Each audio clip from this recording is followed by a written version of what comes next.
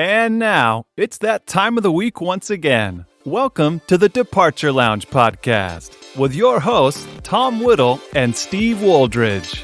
Your ticket to the home of aviation podcasts. Sit back, relax, and enjoy the flight.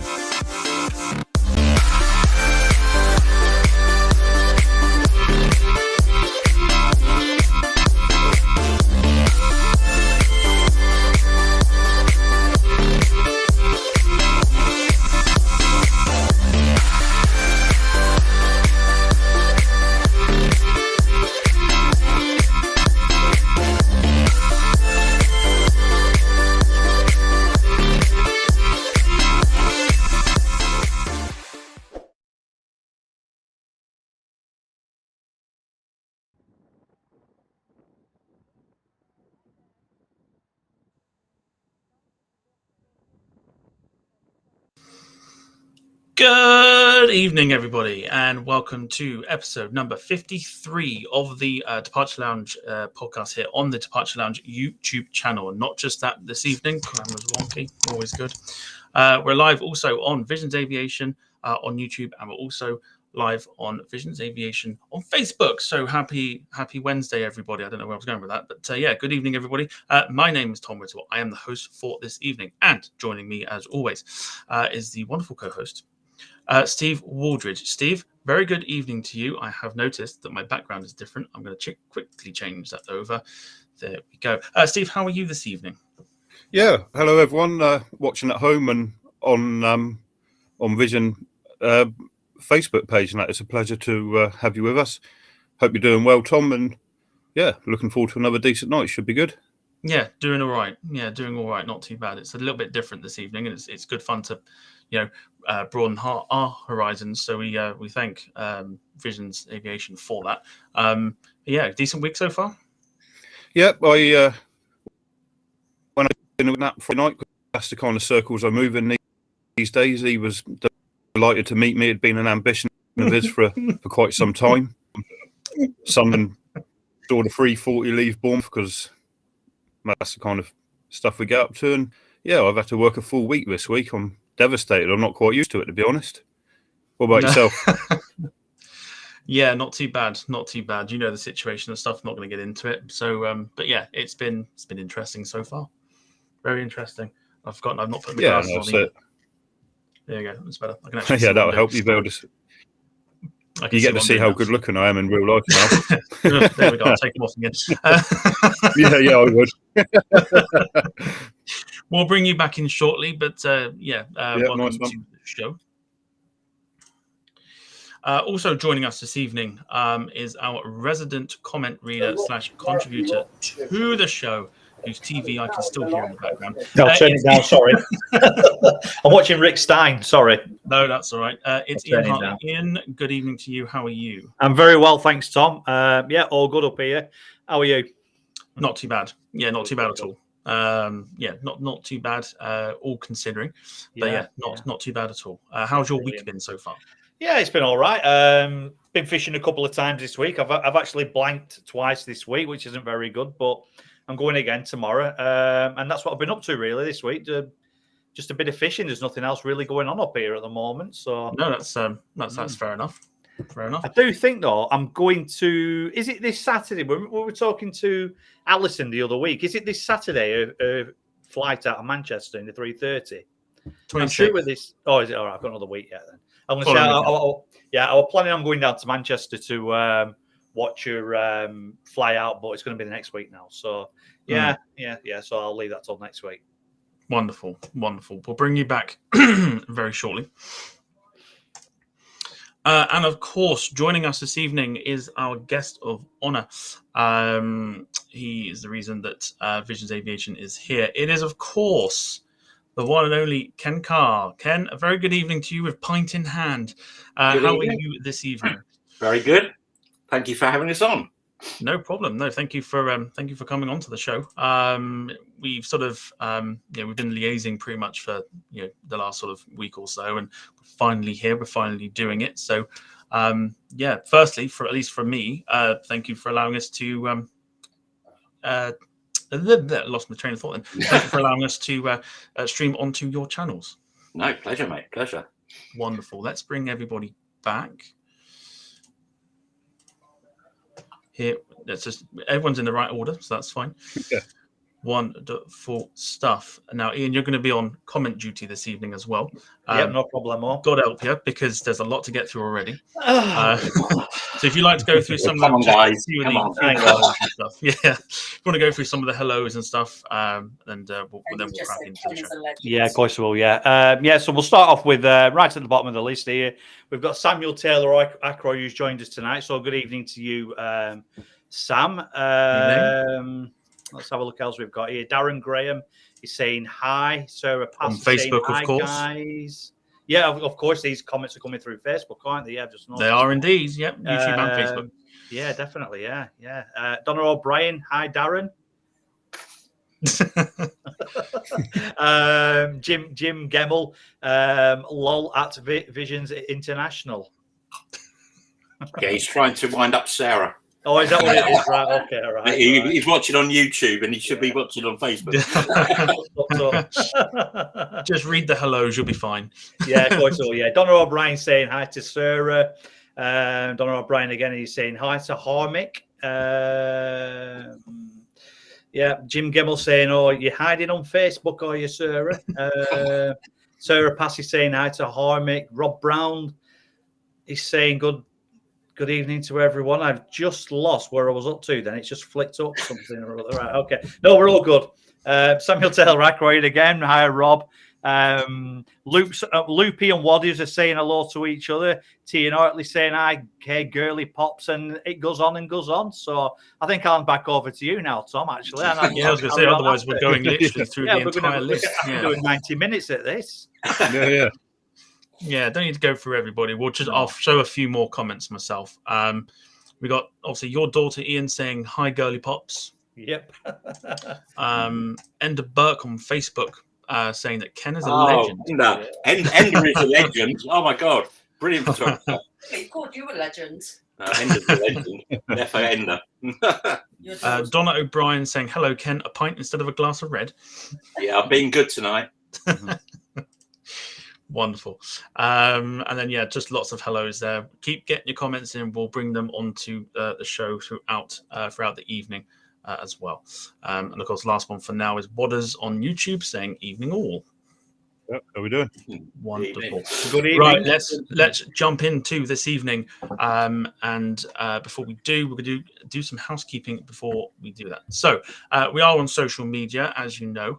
We are on YouTube, we're on Instagram, we're on Twitter, we're on Facebook, and we're on Twitch as well. You can find the links to those in the description below on YouTube.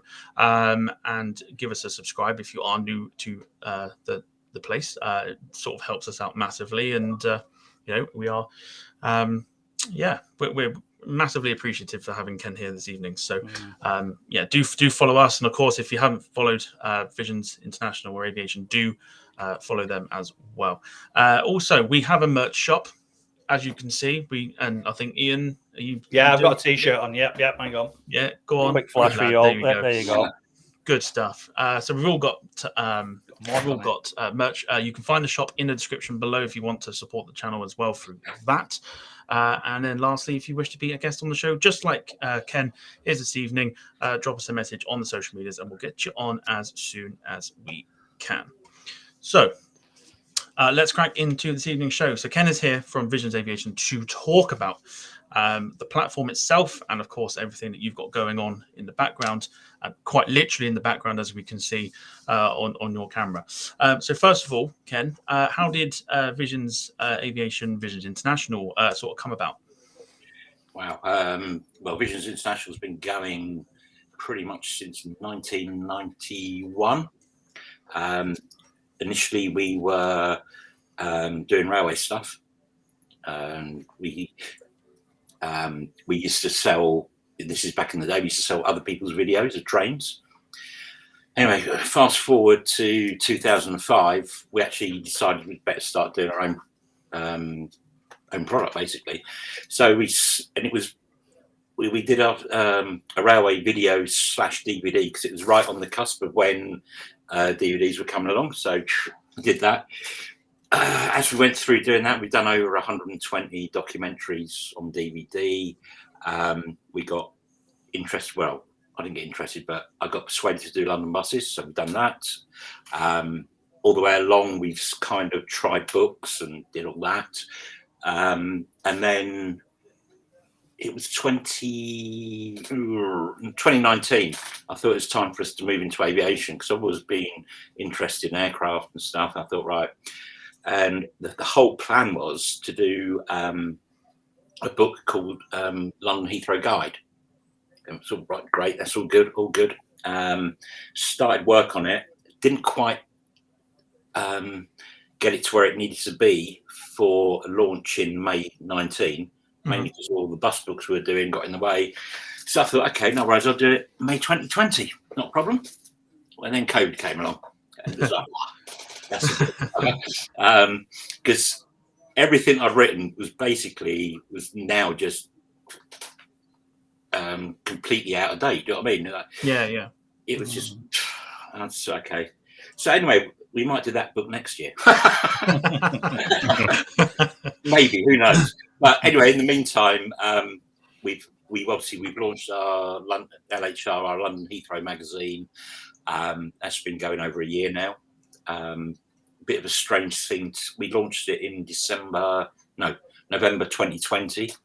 Bit of a stupid thing to do considering in the middle of a pandemic. I did think it was quite important that we reported what happened during COVID and all the effects, because certainly at Heathrow it was bonkers. It was all of a sudden loads and loads of cargo work-ins, or literally most of the flights were just cargo, weren't they, really? But yeah, you had lots of different operators turning up, and I thought this needs to be written down somewhere. So we kind of did that, and just obviously carrying it on. I think we're up to issue 8 now. Issue 9 comes out next month. And then we've got literally, as you guys are well aware, because we talked about it the other day, on Saturday, I think it was, or maybe Friday, we've started work on, and this is thanks to a mate of mine called John Goodhell.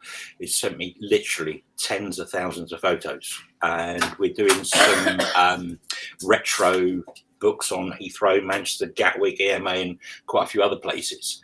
And that's kind of covering the period 95 to 2005, when you still got your TriStars, DC-10s, just all sorts of weird stuff in operation. So we're really looking forward to that.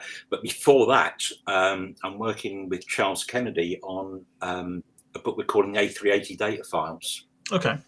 And the idea of that is that we will actually have a photo of every single A380, plus details of every individual airframe, and when it got delivered, where it was stored during COVID, first flights, all that kind of stuff.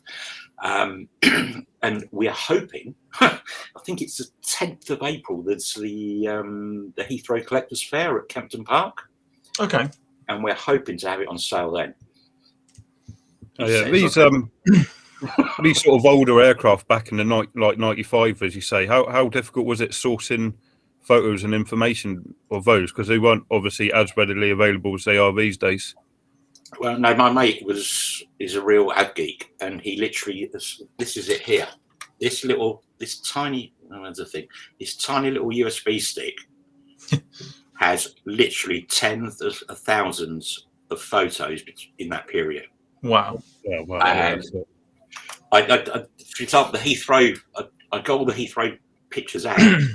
I looked at it, and it was something like 3,000 photos just on Heathrow, and I'm thinking, how am I going to get this down to about 220? It was like panic. Yeah, absolutely.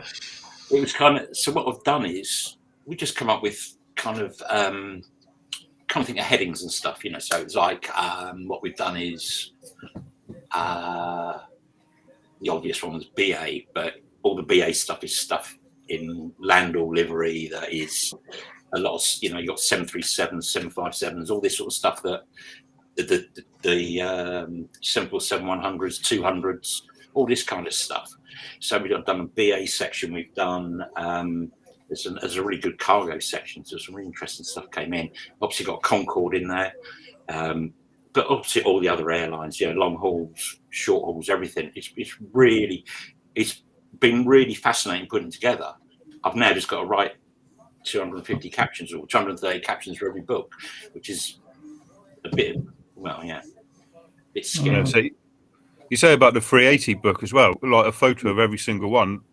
That must be incredible going through those. I make no secret of the fact that I absolutely love the 380. So that'd be a book I'm certainly going to dash out and get when that's ready. Excellent, yeah. It's actually been quite hard to get the pictures. In fact, we've got a list which we're going to put up at some point. Tom's going to put at some up. point, yes. Yeah. Of the ones we're missing. I actually thought it'd be a lot easier than it is to get all the photos of all of them, but it's not.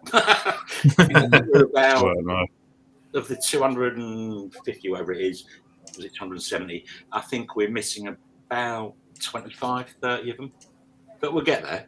It's a good chunk so far already that you've got. Oh god, yeah. I was going through it earlier, and as I was scrolling down, there's far less white spaces. You know what I mean? Because as you go through it, you're thinking, a few weeks back it was like we needed 150. So it's getting there. It was quite apparent last time I went to Heathrow a couple of weeks ago. The 380 resurgence is definitely on from how it was before. You might get maybe one Emirates, but when we went the other week, there was probably 5 or 6 ended up coming in. It was. I think it's 6, quite 7, 8 magnificent, now, isn't it? Yeah, and you've got Singapore, Qatar, and obviously you've got BA. You've got 3 or 4 flights a day now as well. Yeah, absolutely. Yeah.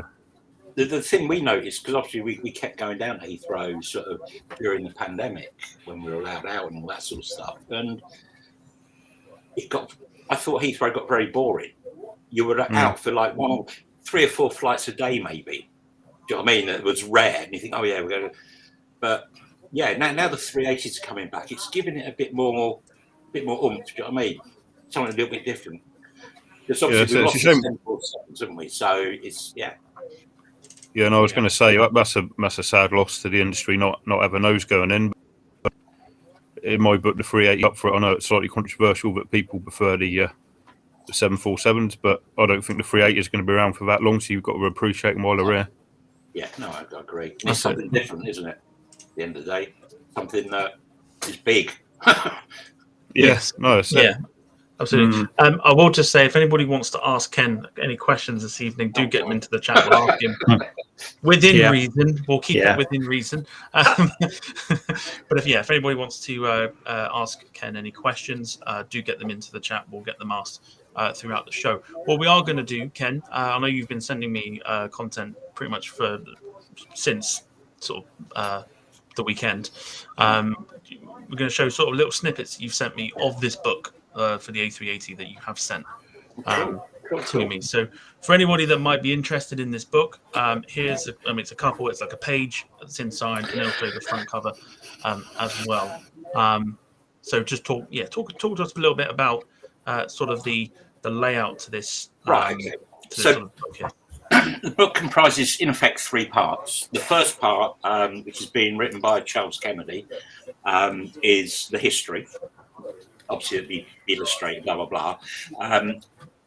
The second part of the book is what you're seeing here, which is basically in the order they were built, or their construction number, and it gives you the kind of gen you're going to get for every single aircraft. So on there, obviously, it says whether it's an A380, 841 or an 861, depending on its engines. It says what engines are, what its construction number is, who's operating it, what its status is. And I must admit, when I was working on this a couple of months ago, most of them were still stored. Now they're all coming back. So we're constantly having to go through every blooming week, updating it. Anyway, then you've got first flight, delivery, what the cabin configuration is, and then notes, which is basically the test reg number, whether it carried a special livery, if it's been withdrawn, where it was stored during COVID, all that kind of idea. And then the final part of the book, which I think you might have a picture of. We're doing just a load of different tables. It's things like, dates into service, because it's actually quite weird that just as rogue examples. Like the 53rd one built didn't end up getting into service until it was the 100th into service. Things like that. Do you know what I mean? So obviously the thing was being built, and obviously something happened to it. Don't know what, obviously, but yeah. So, and there's all sorts of tables planned for the back of it, and I reckon it's going to be around 200 pages. It's going to be A5. Wow. Okay. It's going to be a softback. It was originally going to be a hardback, but we're going to do it as a softback because my printers, to do a hardback will take 9 weeks to get it back, and the situation is literally changing daily on the 380s. So I want that information on each individual plane to be as accurate as possible at the time of publication. And it will take my print, if you do it softback, it will take us 3 days to get that from print, from me sending the proofs to getting it back as a book. And I'm thinking that'll do.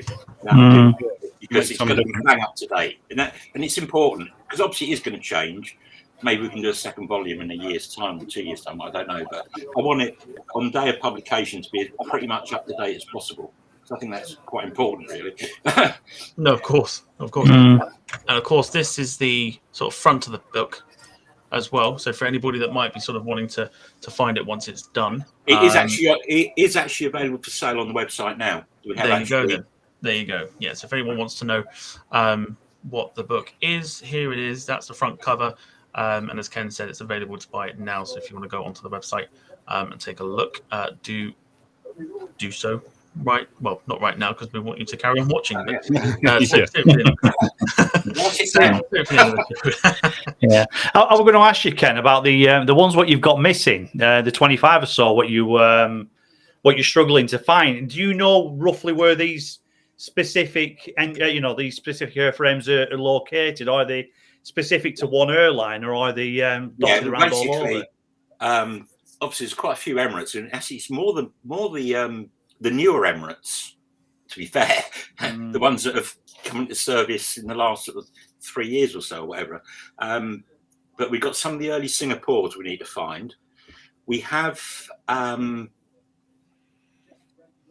found a guy on Flickr who basically, I think he must live in Toulouse. And he's pretty much got everything. Right. So he has responded to my Flickr mail. I just need to respond a bit more. So, yeah. So you're well on with actually finding these missing planes, then. So you will get there with them, won't you? Yeah. Because all you need to do is go on Flickr, and there's hundreds of photos of each of these aircraft. Yeah. But what you're trying not to have to do is.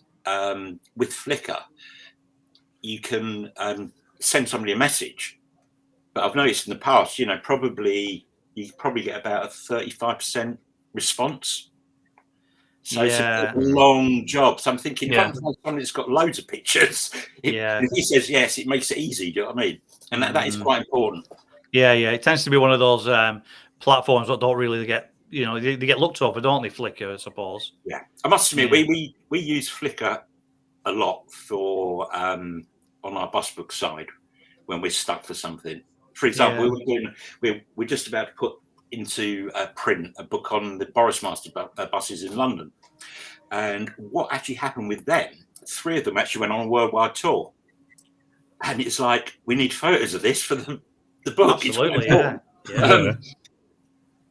and that was a really long job. But I've now got a Boris Master bus in Colombia. We've got New York, Poland, Hong Kong, all over the place. But it was a long job, do you know what I mean? And it's kind of, you're thinking, this is actually only about 5 pages of the book, and it's probably taken us 2 weeks hard work to do it. Do you know what I mean? It's just, yeah. I mean, you could do a book on them tours, couldn't you? Oh, well, we very nearly did. But what happened was we actually spoke with the guy that was in charge of it all at Wrightbus, the people that made the buses. We had a meeting in London in some private club. It was all very nice, and we thought, great, we're in here. And then the bloke went very quiet on us, because during that meeting, what we decided was they would give us the full story of what happened. We thought, this is going to be good, and access loads of photos, but of course it never. I don't know, just never happened. Just never happened. Yeah. It's just one of these where, I don't know, sometimes people talk to you and they promise the earth and then they disappear.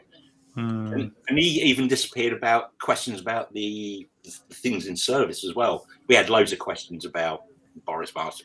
It's quite a controversial subject anyway in London. But anyway, so yeah. So that was blown out, which is a shame because I thought it'd be a really good book. Right, yeah, but it would have been. Well, so where do you think your passion for, not just for aviation, but for transport in general? Because you seem to have covered every base, don't you? From buses right up to planes. Yeah, to be fair, railways is my biggest passion. Yeah. Diesels. Not steam. So I quite like steam, but it's diesels. But aviation, I remember Dad taking me to Queen's Building at Heathrow and getting the I Spy book. Do you remember the I Spy books? Oh, yeah. Not me. Not me. Yeah. Sorry. We used to have on car journeys. Straight over. Yeah, we had an I Spy book for aircraft or something, so you got to spot a tanker. All right, got on there. Got to spot a tug. Got that. Got 20 points on that. Yeah, I know which books you're on about now. Yeah. Anyway, so did that, and then in the sort of late 70s, we'd go up to Mildenhall to the air show every year, and it's all, it's always been an interest, but because I've been in the video game as it was since about 1990.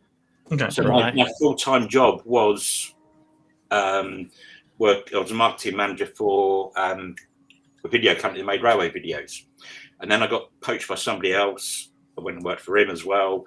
And when it's your job, you actually find it quite hard to, because people say, "Oh, it must be great doing something that you're really interested in." Yeah, it is, but it's also it then becomes a job and not a hobby. Absolutely, yeah. I get that. It's a different dynamic going on, and so it's in a way it's kind of ruined the hobby. Yeah, but it's at least you know about it. I think that's the thing with it. It's like any business, you got to know hopefully you know what you're talking about. Yeah, you have to know your subject, definitely. The one thing I didn't know about was buses at all. When I said, "Come on, we got to go up London. We'll have a look at these buses." I said, "Why?" He said, "No, we're going to have to do something else." I said, "Okay." So he took me to Aldwych, and I'm just watching these buses. I took the camera, the video camera, and filming all these buses, and it was like, actually, this is all right, because with railways, by that time, we're now talking about 2011. On the railways, you'd go out and you would film probably something for you come out about 3 minutes of footage. Yeah. Of stuff from the day, yeah. With buses, I had 2.5 hours footage from one afternoon. I'm thinking, this is good. So anyway, so he persuaded me to do it, and it was a good thing he did, because what happened was we were doing DVDs, but I also came up in the very first year of the thing we call the London Bus Guide, which is an annual book, which is basically tells you all the operators, buses that operate in London, all the routes, garages, all that sort of stuff. And because the London bus thing moves so quickly, because every 5 years each of the 300, 400 routes come up for tender, 20% of them come up for a renewal every year. So there's always something changing. So we've been able to do that year in, year out. I think we're up to 11th year of doing that now, something like that. And that's been really good. We've done lots of other books since then, loads and loads of bus books now. And at the time, the DVD market was starting to go completely down. YouTube and stuff and streaming and all this. And so it's actually been a godsend for the company, but it's not particularly something I'm that interested in. Do you know what I mean? I've learned about it, and obviously, but it's railways and planes for me. Yeah. It's part of your business. It's part of your business, isn't it? Yeah. Definitely. We'll take a quick pause because there's a lot of hellos. So we're going to try and get through quite a few hellos here. There's comments coming in left, right, and centre. So we're going to start with Liz Robinson, who says Ken equals legend. Liz. Incidentally, Liz takes some photos you'll see on Instagram. She's well worth it if you don't already. She's Some she's amazing got photos. really good photos. Yeah, totally Yeah. agree. Yeah, Her editing skills are very good. Yeah, very, absolutely on and point. TikTok. I'm sure Liz is on TikTok as well. What else we got? Mark Webster says, "Good evening, young Clive," and that's on Facebook. We were talking about the magazine, which I'll bring up very, very shortly. But Darren Graham Photography says it's a great magazine. Thank you, Graham. Well, so good shout on that one. Hide your APUs. Jack Rolls is in the house. He says, "Good evening." Crikey. Definitely. Don't leave it. Yeah, literally any hole's a goal with him. He says, "Good evening, all." We also, there's literally so much here. I'm just trying to get through here. Julian Nolan, a familiar face to myself, says, "Good evening, all." So evening to you. Good evening. Let's see. Just going to go through. Right, Jack Rolls has a question for you, which we'll jump on to a little bit after we talk about the magazine. But he says, out of all the aircraft that you've seen, what one was your favourite? And do you have a favourite from that aircraft/airline? You want me to answer that now? Yeah, you can say it now. Vulcan. RAF. Favourite airline. Yeah, Vulcan. Short and sweet answer. I love it. Yeah. Keep it at the Vulcan. Don't need to say anything else. Don't need to say anything else about the Vulcan. If you know the Vulcan, you know it. That's very much it. Yeah. Let's just have a look here as well. Just going through. Just trying to get the hellos. There's so many to go through. It's not even funny. Another familiar face to myself. Jane Harker says, "Hello, you lot." So hello to you. Yep. Good evening, Jen. And I hope you're good. Okay. Mattio's in there as well. Hi, Mattio. Yep. See, I've seen his name pop up. There it is. If I put it, that's the wrong one. That's the I think that's the shop one that Loopy's put in there. But I'm just trying to say, literally just coming through very quickly. There you go, Matteo, saying, "Loving the podcast, guys. Go Ken." Cheers, Matteo. Hope you're good. Wonderful stuff. We'll just briefly touch upon the magazine that you guys have been doing, the LHR magazine. Here's sort of a cover for those that sort of might not know of it. How long have you sort of been doing this magazine for, and what sort of inspired you to kind of focus on Heathrow? Okay, well, basically, as I mentioned earlier, back in 2019, I wanted to do the London or the Heathrow guide book. Basically, the idea would be all the operators, all the aircraft, all the schedules, where to go and watch them, blah blah blah. As I said, kind of missed my deadline for that once, and then COVID came along. So what we did was, I was getting itchy feet with it, really. So I think it was about last October 2020. I thought, because we already do a London bus magazine every 2 months, and I thought, I'm going to do a magazine on Heathrow.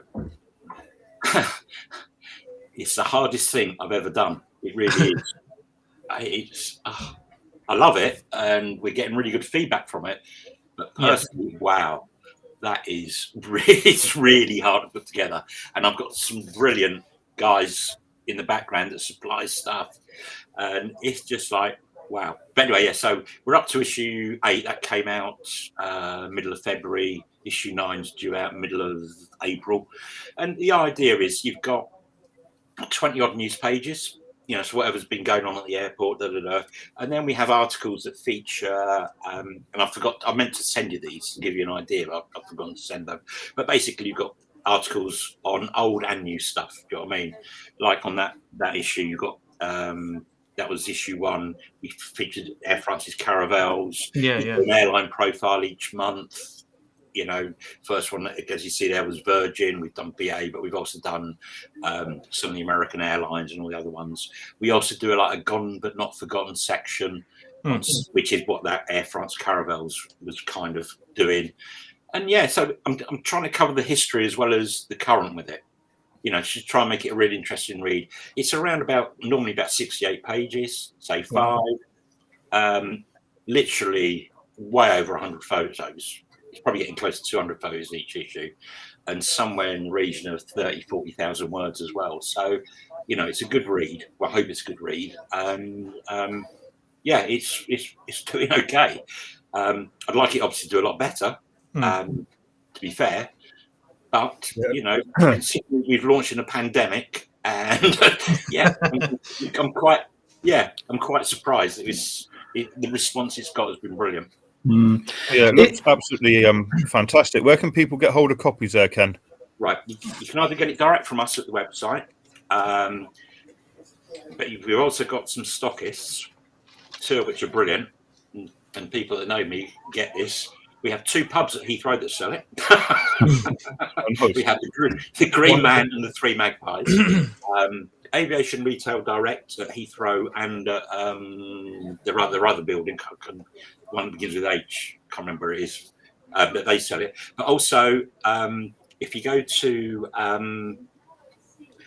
Manchester, the aviation shop at the viewing park.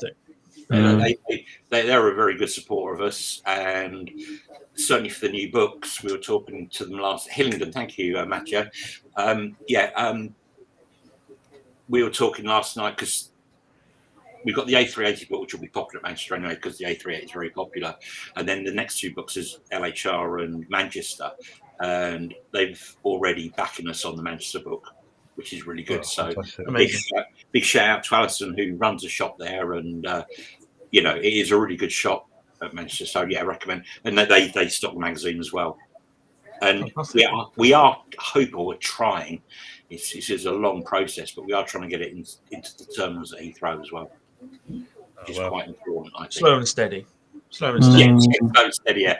Yeah. Not kind of what we need in the current environment, but hey, we'll take it. Have you not tried to sort of do an online magazine sort of thing? I know I subscribe to a couple of magazines in their online editions, but I just scroll across on my iPad.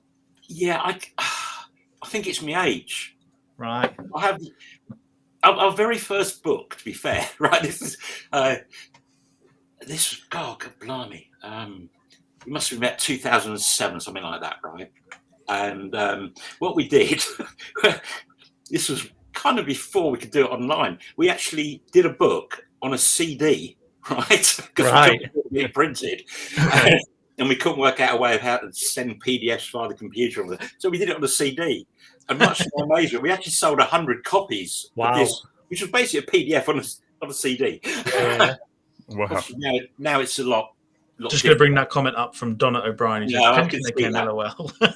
Yeah, Donna's one of the mods on our live streams, so behave, Donna. I can see you. Wonderful.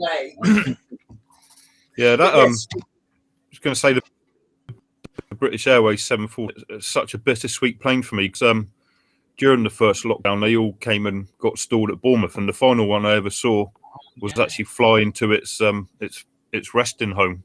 So it's always a little bit of a tinge of sadness to see a photo of them these days, to be quite honest.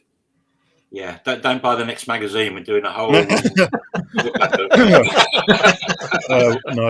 that's it. Proper endorsement.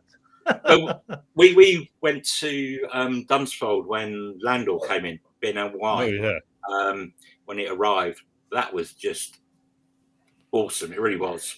And there is a video on the YouTube channel of it, because literally it's a fairly short runway. And what happened was, as he approached Dunsfold, he was coming from Cardiff. I think it was, Cardiff. And he came past the north of the airfield, went round the back, and then he did is it Kai Tok in Hong Kong? You know that? Really tight turn. And we thought, he's just going to have another fly over. No, he was landing. And he slammed on the brakes. And for about 2 minutes afterwards, there was still smoke coming off the tyres. It was unreal. And then, of course, Landor was sitting in Bournemouth, and it was a crazy the amount of times my daily exercise took me past the airport, even though it's sort of 5-6 miles from where I live. Yeah, absolutely. And also then, was it last year, Landor? Yeah, it was. Landor. It landed December. That was December 2020, wasn't it? And then last year we were involved with Speedbird TV doing we had the Landor experience at Dunsfold, which was a really good day, mainly because we sold loads and loads of stuff on our sales stand. But no, I didn't actually, because I literally got on the aircraft for about 5 minutes because I was doing the stand and there were so many people coming in. Yeah, obviously you have to let the customers do their stuff. They paid for it, obviously. But yeah, that was pretty cool. That was cool. just going to bring up said video. Adam, so that people can get an Adam. understanding for sort of the streaming side of. Oh yeah, get it to the actual landing bit. I've got it. I think there you go. Just as it's approaching. Yeah, that's on approach. That was coming past the north of the airfield. So we'll run this in the background, and sort of I imagine this was a huge turnout at Dunsfold for this. It was kind of invited guests only. This was again, it was the Speedbird guys that got me in there.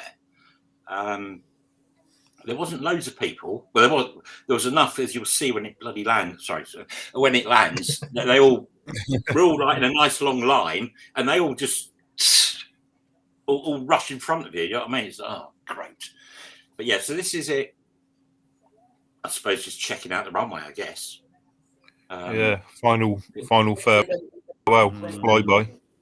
Yeah, it did it basically did a circuit. What was the mood like in order to see this? Did people just sort of stop and stay silent when they saw this one coming around, or was it a case of everyone just gasping in awe of it? I think it was excitement, really, because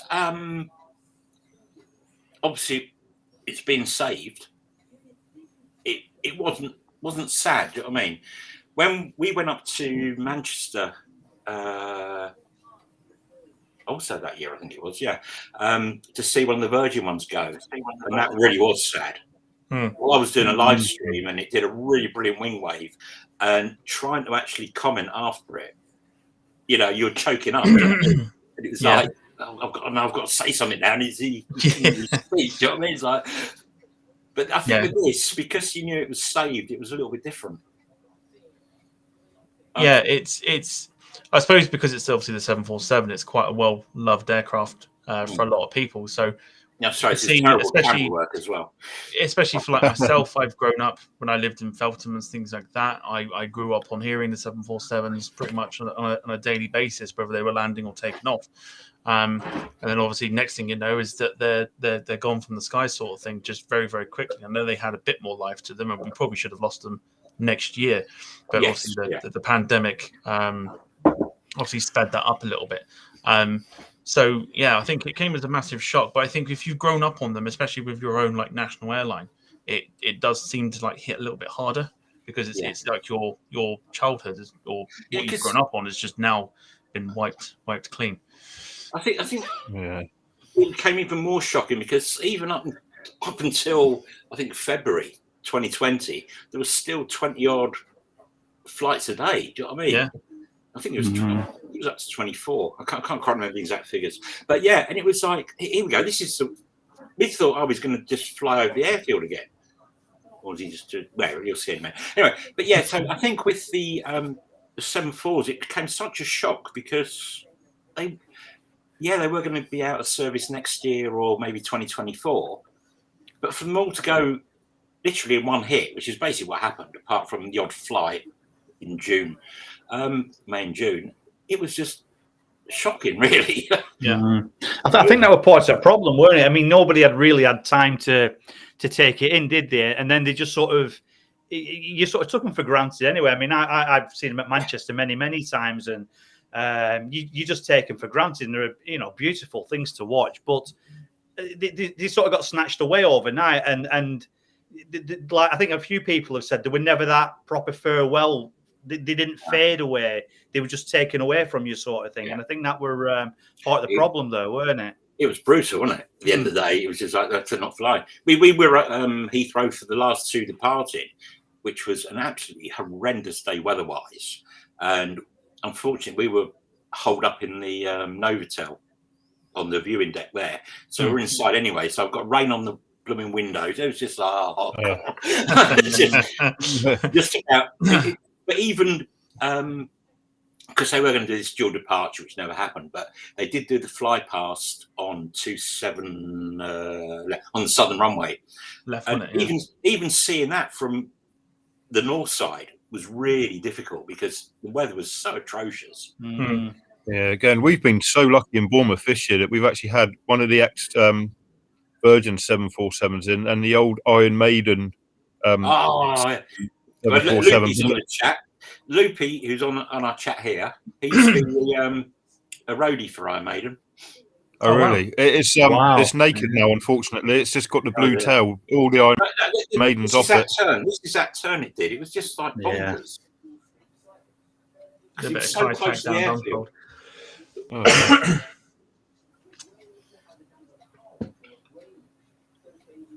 You almost kind of, when you sort of watch it, if you were, I suppose, being there and stuff, you're kind of watching it come in, which I'm sort of wishing that one, it kind of wasn't happening, because obviously they're ripping that band-aid off before you're even prepared for it, innit? Mm-hmm. Because there's only one more flight after, and that was the Boac, wasn't it? From Cardiff to Cardiff, basically. Yeah. That was a mad flight as well, wasn't it? At least they took it for a little bit of a spin, because you could actually see it from St Athan. You could actually see it taking off from Cardiff. Yeah. Off from Cardiff, and luckily it's crazy. Yeah, it's really crazy. And this is when all the blooming. I believe on YouTube. On YouTube, there's actually a video of it in the cockpit being filmed, that particular flight as well. Right, yeah. Yeah, no, Sam Chu was down there doing stuff, wasn't he? You've got these people, like, we're all like nice behind the line. Yeah.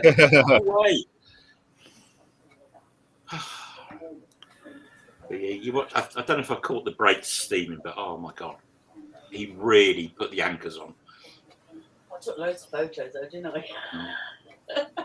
Yeah, Sarah it must have been quite an emotional. Yeah, it must have been emotional for the pilots as well. We spent years on them. Yeah.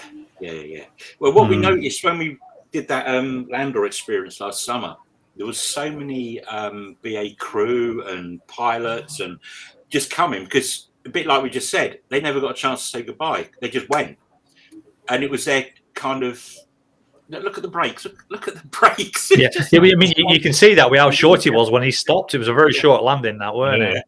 But yeah, so we had a lot of crew come, and it was their kind of their chance to grieve and say goodbye. Yeah, it was really quite strange. You know what I mean?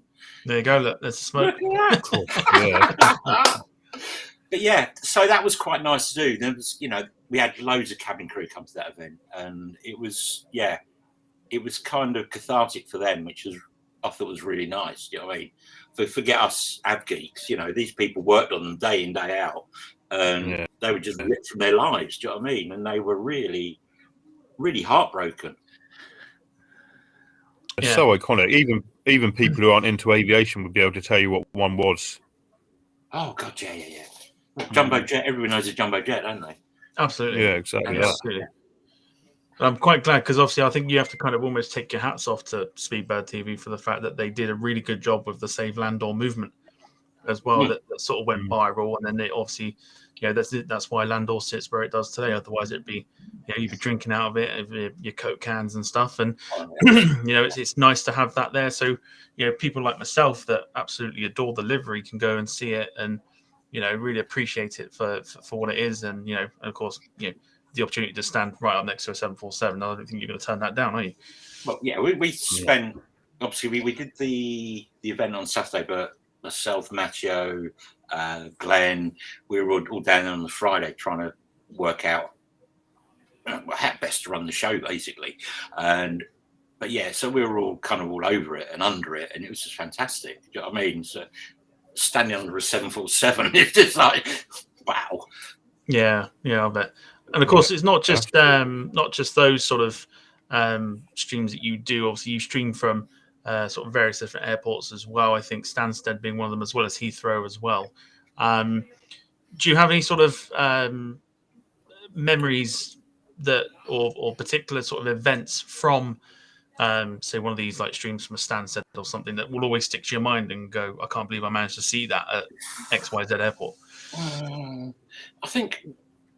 Normally, whenever you go somewhere, there's always something which kind of surprises you that you're not expecting.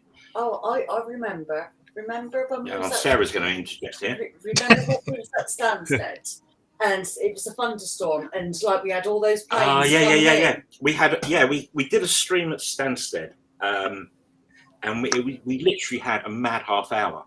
There was just all sorts going on. There was a thunderstorm around the area. There was planes aborting landings, and then in the midst of all this, there was a private jet that literally did every single taxiway at Stansted. We're just watching this thing just drive or riding around. It's just mad. Wow.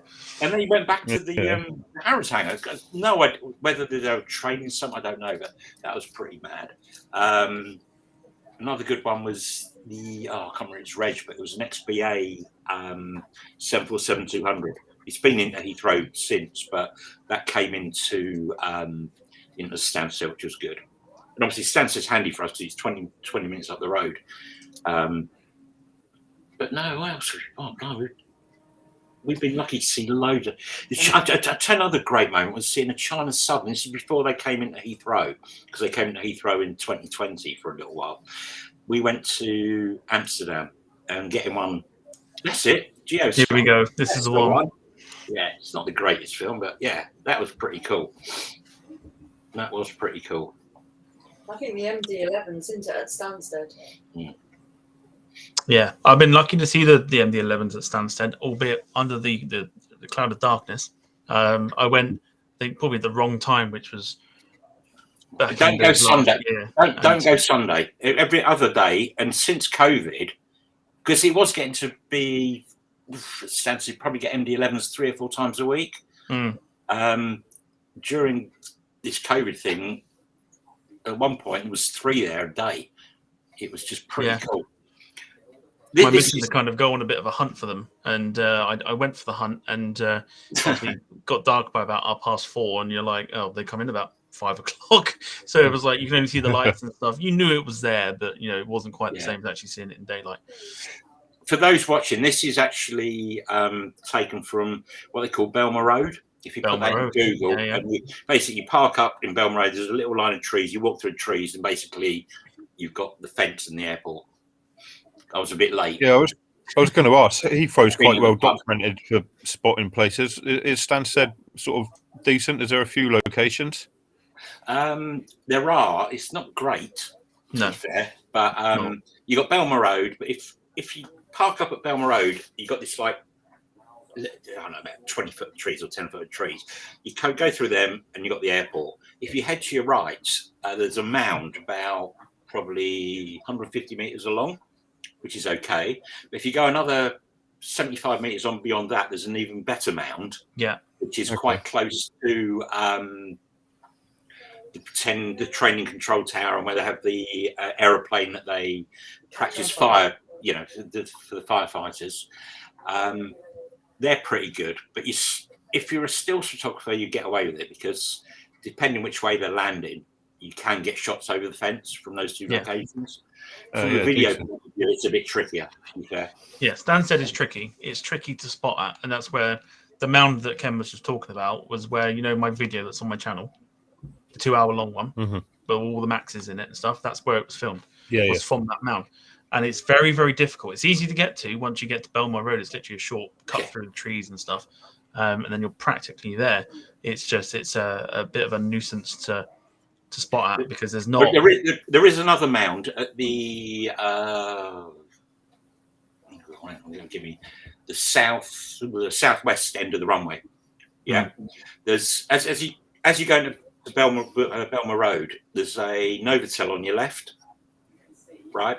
Yeah, and just opposite where that is, there is a mound. So you're right at the end of the runway. That's quite good, but there are trees. Again, good for stills, a bit harder for video. Yeah. I was going to say to Ian, there's a question from Rob Brown's just popped up, actually, which is sort of relevant to that, if you want to read it out there. Yeah, so he says, is the area around Stansted not owned by the airport directly, so parking and spotting can be tricky? You never have any problems with, certainly Belmar Road, you don't have problems. No. And to be fair, they're quite, they seem quite friendly up there, really. You stay behind the fence. Obviously, you can't go beyond the fence anyway, but those mounds we've talked about, it's been fantastic. Never had a problem. I'd happily go there again. It's a really, really decent spot once you actually get there. Traipsing through the mud that we. Oh yeah. That's a different thing. So I put like wellies and stuff this time, because I was like, otherwise your shoes are ruined, your trousers are ruined. So wellies are. We went there about a week and a half ago, and it was, oh my god, it just looked, even the bit when you come through the trees was waterlogged. Yeah. And I was looking down the path thinking, you're never going to make it. Yeah. No, absolutely not. Question here from David. Oh, now my eyesight's gone a little bit weird. I'll bring it up. From David on Facebook says, "Evening, Ken. Will we see you at Stansted on Sunday? Geo Sky 747-200 in a new paint job due at 2:15." Yeah, I've just seen that. Yeah, hopefully we might actually manage to get out for that. Yeah, it's supposed to be decent weather as well this weekend, from what I've heard. Yeah, it looks nice. Yeah, I believe so. Yeah, it's supposed to be getting a little bit hotter, especially up sort of that way, sort of more towards London way. So, would be a good opportunity. That I'd like to see that myself. David. Yeah, it's a good shout. I'd like to see that myself, but it's about 4.5 hour drive, so not quite round the corner like it used to be. But yeah, we'll go go through some comments just very quickly. Sorry, Steve. We'll just go through some comments as well. Right, Ian's disappeared, and we'll just go through. So Daniel Vott says, "Good evening, nerds." Hi, Daniel. So hello. He's spotting TV, Daniel. He is indeed. Yeah, I recognise the name. Just going to go through some more here. Daniel Vott says, in Frankfurt, we're lucky to still see the MD-11s until Lufthansa got rid of them. Because that was recently, I think, a couple months ago, something like that. You never know anymore because time seems to fly by so quickly. It's crazy. And things change. Yeah, they're still getting the Lufty 747s, aren't they, at Frankfurt? So that's that sort of softens the blow a little bit. It certainly does. Tony O'Reilly on YouTube says hello. So hello. Hi, Tony. Just going to keep scrolling up here. Loopy says, "Don't be afraid to ask a question." Yeah, if you've got any questions for Ken, literally just chuck them in the chat, and we'll get them sort of read out as well. Also, if we missed your comment, obviously try and put it in there again, and we'll get it read out. Going back to Rob Brown's comment there, Stansted is actually owned by the same people that own Manchester, I believe, which is quite weird. They are. I'm certain they are. Yeah, is it MAG or something? Something like that. Yeah, Manchester Airport. MAG. Yeah. I think they are. I think that's who they are. Yeah, but I must admit they seem to be pretty cool and good at Stansted. Same as they are in Manchester, to be fair, especially Southside, which is a brilliant place to go. Yeah. Ian will vouch for that. He'll say that Southside's a pretty good place to go. Fantastic. You can't beat it. You can't beat Manchester, I don't think, for spotting. Apart from getting over that stupid gate. Yeah, apart from getting over that stupid gate. Yeah, and if it's the walk up the hill can get a bit tedious at times and slippery, can't it? And then little muddy embankment there. I think we've all slid down that on our bums before today, haven't we? Then you're stuffed. Yeah, definitely. You're sliding down there, or you're getting sunburnt like me and Ian did when we went that time. Yeah. I'm still scarred from that day. But don't stay at the hotel, which is by that gate. You know, the nearest hotel. Don't stay there. I know what you mean. No. Oh, it's horrible. That was really grim. Were it? Yeah. No names for legal reasons. No, cheap and grim. Yeah. Yeah, we don't particularly want to be getting ourselves into trouble. No, sorry. No, you're all right. No, you're fine. I'm only kidding.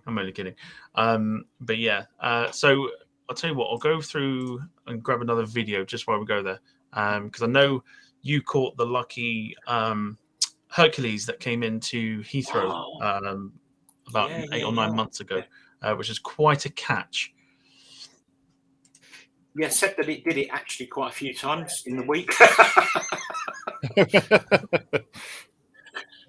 We thought it was really good news that it did it for about a week. So okay. Let's just bring that up here. We go. So this is the very rare Air Algeria cargo Hercules that did sort of the frequent one. Frequent. I can't even say it. Regular run for about a week or so. Quite a good sight, this. I know the Hercules used to come into Heathrow a good while back, I remember. But pretty cool to see one coming in 2021? Yeah, it was last year. Yeah, it was just after lockdown ended, I think. Was it this 20? I can't remember. Yeah, it was. The whole thing's just become a blur, hasn't it? Pretty much. I know you've got to be right back, Ken, so we'll let you just be right back quickly. Ken will be back, and we'll just quickly run through some more comments while we are here. So we have got there's literally so many. I'm trying to literally go through them all.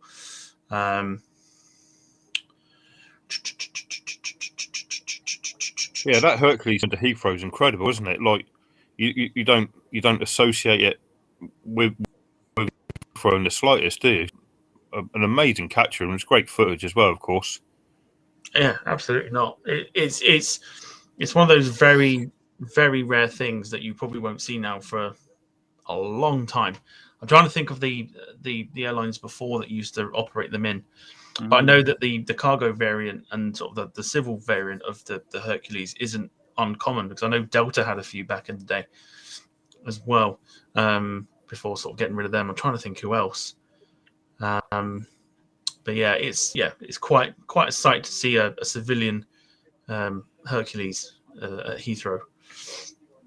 Well, particularly consider you've got Norfolk literally next door to it as well. Easier. Yeah. Just in time for the takeoff and a beer. Lovely. Quick loo break and get another beer. Go on. What's your tipple for now? Because I know you were drinking something. Budweiser, because I've run out of my London Pride.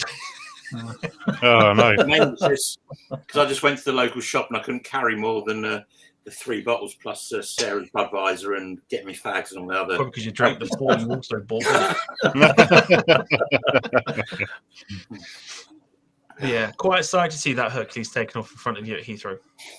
Yeah, just a shame that it was from there, because as you see, it's a bit of a naff location. Yeah. Heathrow's actually quite difficult for video, to be fair. You know, there's a couple of hotels that are now possibilities, but yeah, it is really quite hard to, get decent shots, really.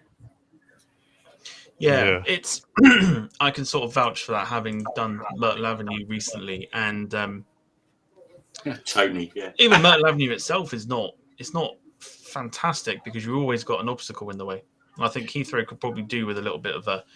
Actually, can I just say something about Myrtle? Yeah, go for it. Right. Just this is really good news, really. I think it was back end of last year sometime.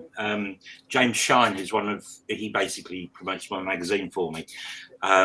Organised a litter pick at Myrtle Avenue, and we got the councillors down there, local councillors. And oh my God, it is just ridiculous the amount of litter at that place. And what's more remarkable is there's no bins.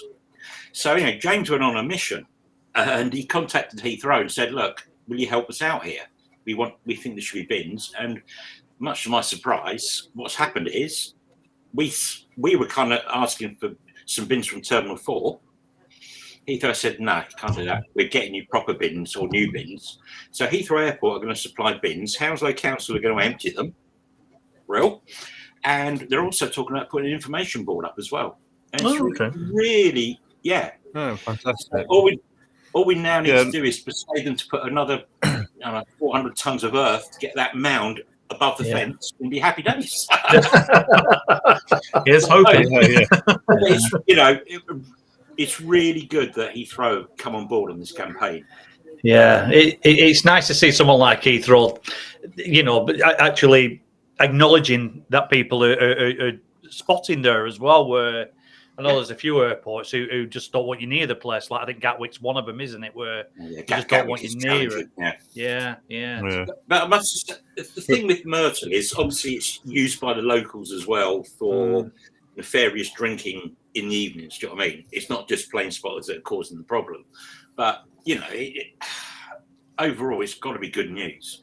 Because we actually did a live stream the day we did the litter pick, and Sarah grabbed one of these bin bags, and probably within a radius of 5 minutes, 10 feet from where my camera was, right, she managed to fill a whole bag worth of stuff. It was just absolutely mind-blowing. It's criminal how much stuff there is there. Yeah, I was going to say, for people who've not been to Myrtle, there's like a little row of trees, and then there's a fence when you've got your back to it, where you see the aircraft. and between the trees and the fence, it's just stacked. It's disgusting how disrespectful people are. And Ian will vouch, we go fishing and that. The amount of stuff left around on the banks for particularly wildlife and that, it's just, there's no need for it. Just take it home with you. Like you said, there's no need for it. I mean, you bring it in a bag, so why can't you take it home in a bag? That's what we do, don't we? Yeah, that's what you need to do, isn't it? Absolutely, You carry it there, so why can't you carry it back? It's lighter when you carry it back. Yes, so, quite. Yeah, it's empty, isn't it? So yeah, I just don't understand it. It's just pure laziness. It is. But judging by all the beer cans, obviously there's stuff goes on at night there. Do you know what I mean? And there's vodka bottles and all this stuff. And it's all you say that. Oh yeah, okay, yeah. No, we only stream very occasionally, so it can't be us. Absolutely. Wine bottles. Just gonna bring this comment in here from Martin Langren from Airliners Live. So hello to you.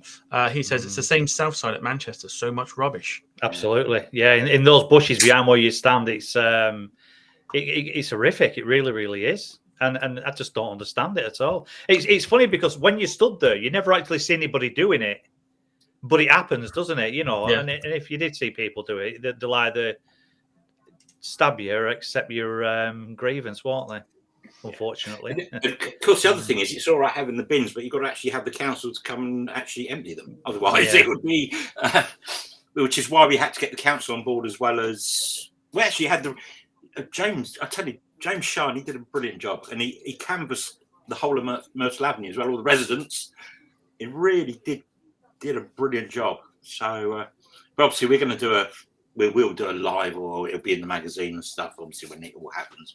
But yeah, it was really nice to know that Heathrow, because we just wanted to basically use some of their old bins, and they said no, new bins, Oh, well, we'll put up a notice board, and they're going to have a map of the airport apparently, and some gen, and obviously we'll help them out with that if they need. Well, they probably don't need help now. Don't need me to help out.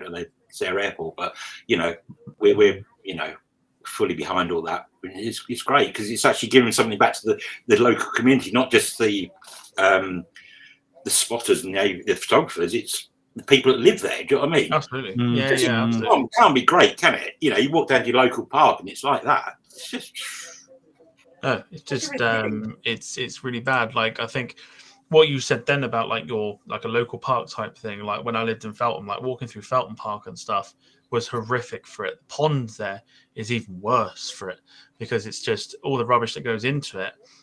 Just turns it like completely green and it's just mucky whereas I used to go there as a kid and like feed the ducks and stuff with my nan and that you couldn't do that anymore because it's full of like muck and shopping trolleys from the Tesco's up the road or the Lidl's depending on how far you wanted to walk it's disgusting. It's it don't take 2 seconds to try and find a bin to put it in. So in order for them to have a bin there, I think it should make a difference because you got that alleyway as well, and that little that concrete driveway that's right by the green as you sort of reach the end where the turning point is to sort of where you drive through.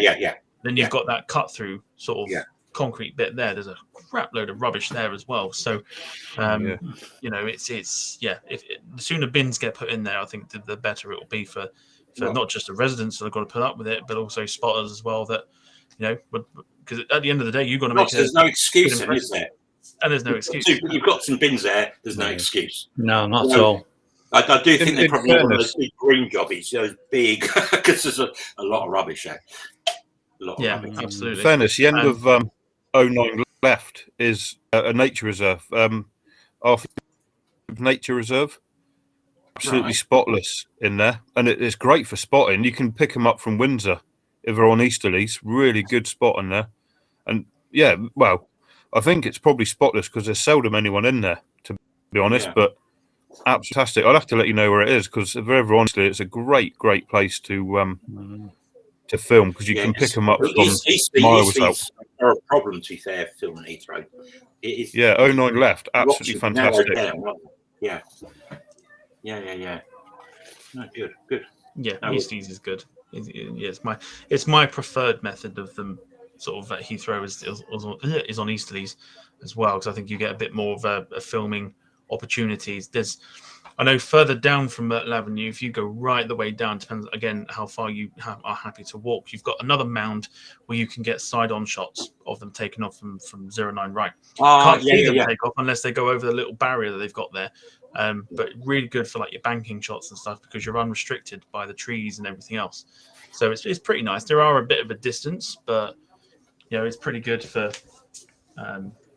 filming and stuff. And of course, I don't know if it's changed since. I know I've done it once. The sports park. Oh yes, yeah. Bedfont sports football ground and stuff like that. The park behind there is really good as well, like really, really good. But you've got to be so on point with when they come out and stuff in order to make the clip a bit longer than the normal. So it's going to be a very short. Depends clip, on preference. Yeah, it depends on preference. But also, I used to play football there.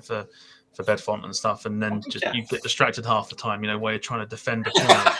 And it's like, it's nice 747 there. That's your excuse, sir. That's your excuse for having a bad game. Oh, I got distracted by the thank God there was no media there. So what happened with the goal? Well, 747 came in, and I was taking off it and everything else. But in the summer, the best place if you just want to chill and watch aeroplanes, Green Man Pub. If they're on 2-7 left coming in, they're right above your head. It's brilliant. You get the vortex effect. You've got beer. It's just fantastic. It got to be done. If not, just up the road is a Tesco's. You can go grab 4 cans and go outside it. Duke's Green, I believe it's called.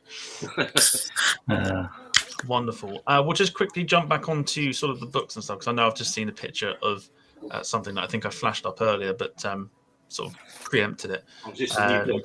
Jump it up here. This is something that I believe you're currently also working on, from what I can remember our chat the weekend. Millennium Memories, the London Heathrow book.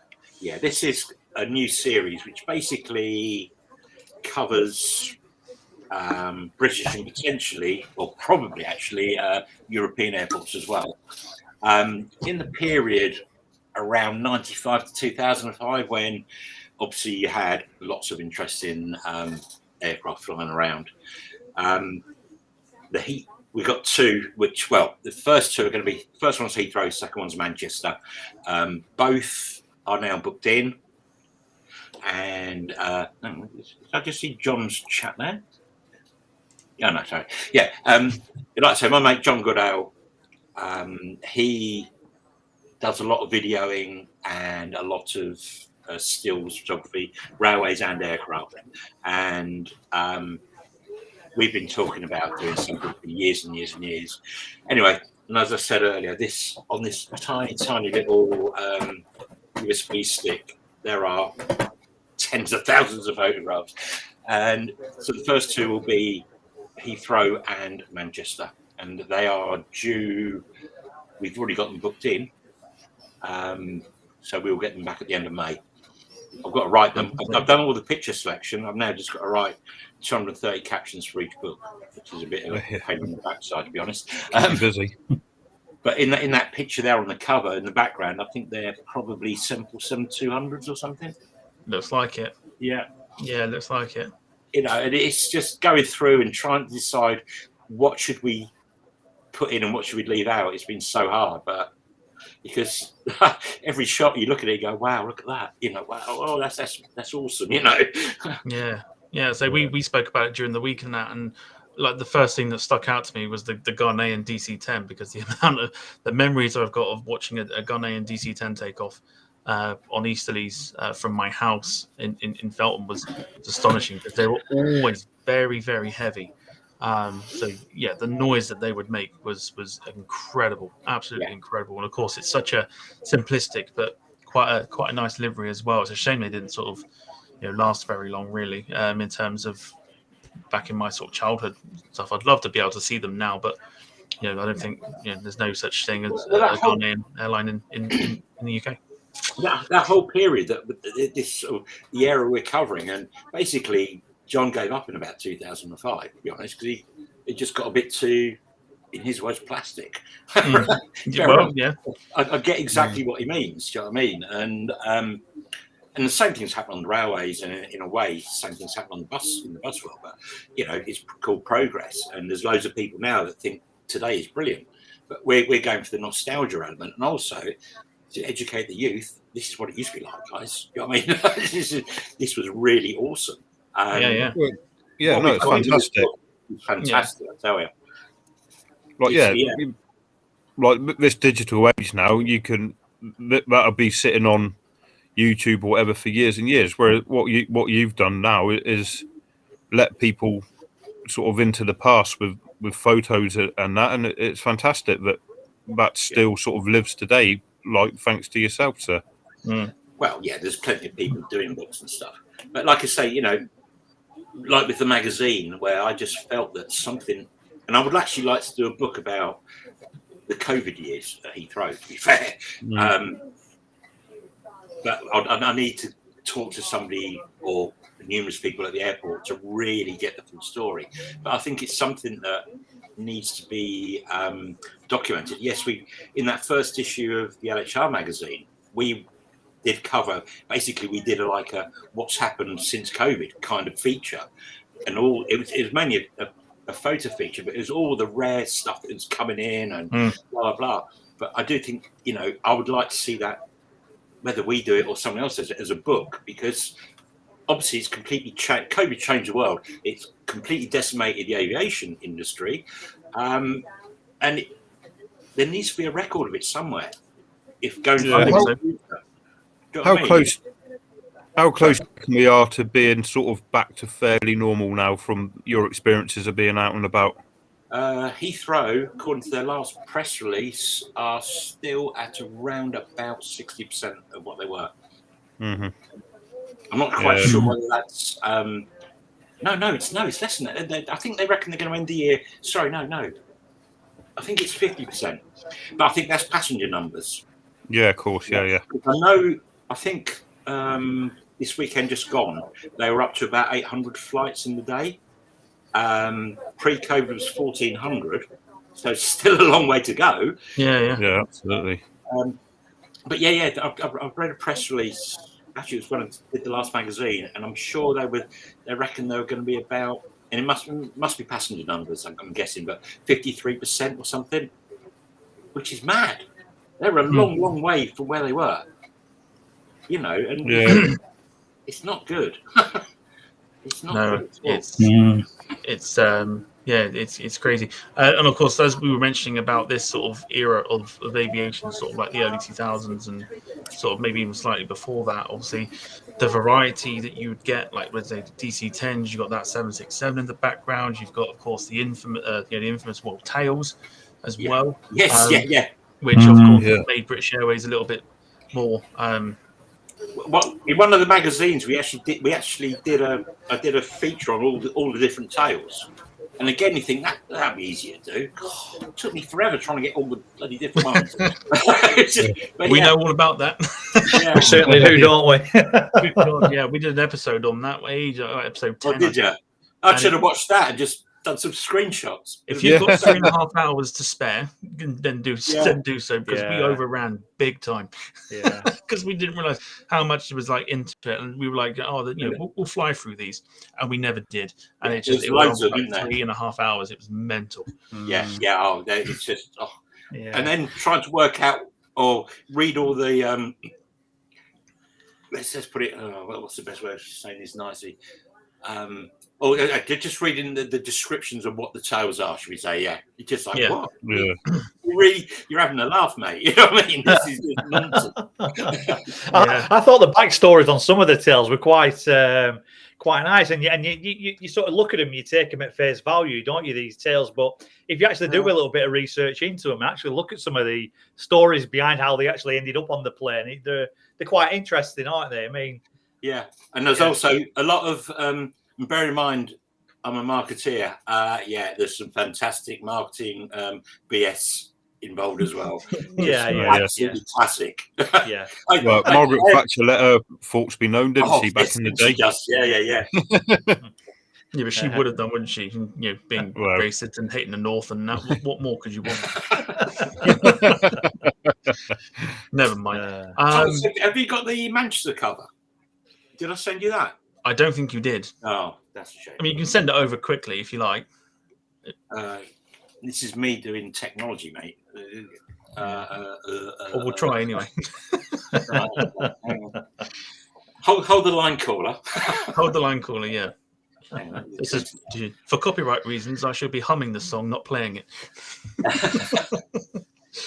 Yeah. I'll just say I'll jump into. There's a question here from Rob Brown, Planespotting, one of our regular viewers, who says, "Do you ever cover any military stuff when you go and do your live streams?" No, to be fair, We did the Darren ones. at Aviation in Action is the man for live streams of military, because Daz really knows his stuff. We have, I don't know if I sent you the clip, but we were actually going to do a live stream from Mildenhall. Darren was at Lakenheath, and unfortunately that day was the day when the American pilot lost his life, and Darren stopped streaming, and we just felt, yeah, we ain't gonna go, we ain't going live either, because we're at a military base. Obviously Lakenheath and Mildenhall are very close to each other, so the guys are all going to obviously mix. They're going to know the guy that unfortunately lost his life. So yeah, but we just filmed. We didn't do it live. So yeah, and that's pretty much the only time we've really gone and done anything. Because at Mildenhall you can actually see over the fence at places. Lakenheath you need to be on top of a ladder or a van or whatever. So it's bad enough in the blooming in the commercial world with fences without the taking that through to military. But I must admit, we did go up probably about 4 weeks before that, because Darren's a friend anyway, and we went up because he was filming. We went up and met him, and it was absolutely awesome. I must admit, if you really want some entertainment, go to Lakenheath, because those jets are so nice. I've watched quite a few of his streams.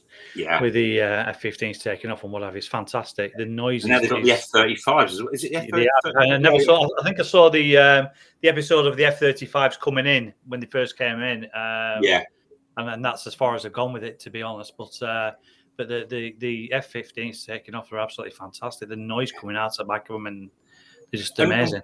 And when they land, they make this like whip sound. It's really weird. It's just like, what was that? The sound is absolutely awesome. And for stills, it doesn't matter, because you can, you just take a picture before they get below the fence line. But definitely, I'm lucky enough to be going to Reats this year. Really, really looking forward to that. Did you get your ticket like 2 years ago or 3 years ago? And it's been about 2 months ago. Oh, no, really? I just bought it 2 months ago. Yeah. Oh, I thought it was all out. No, I've never been before. It's only an hour from home. I think there's still tickets. It'd be quick enough there. Oh, cool, yeah. Because back in the day, one of my many dodgy businesses. It's all coming out now, Ken. Yeah. Eat them beers flowing. Go. We started doing these little desktop clocks, right? And I'd drive up to Manchester, and there was a warehouse right next to Strange Ways prison, funny enough, that imported these clocks from China. They're little, I don't know, that kind of size, and they're on a little base. And I'd buy hundreds of these bloody things and then bring them home, dismantle them, take off all the little pointers, and we were printing our own designs on it. It was railways and aviation, funny enough. And then I'd take it to the die cutter. He'd cut out the perfect circle for me, and I'd stick them back on, put the clock back together, bang. I was paying, I don't know, 63p for these clocks and retailing them at about £8. So that was all happy days. Anyway, we decided to do some air shows. The thing with air shows is, you get a lot of people, which means your sales stand price is very expensive. And as an example, we were paying £400 for a stand. And if I was doing a railway event, we'd be paying £25. Yeah, that's a big difference, that, isn't it? Big difference. Oh, yes, but we've got 250,000 people coming. Yeah, but only like 10,000 of them are actually enthusiasts. So it's good fun doing it, because obviously you get into the air show early, you watch everything's going on. just lost a fortune. Yeah, you go. Yeah.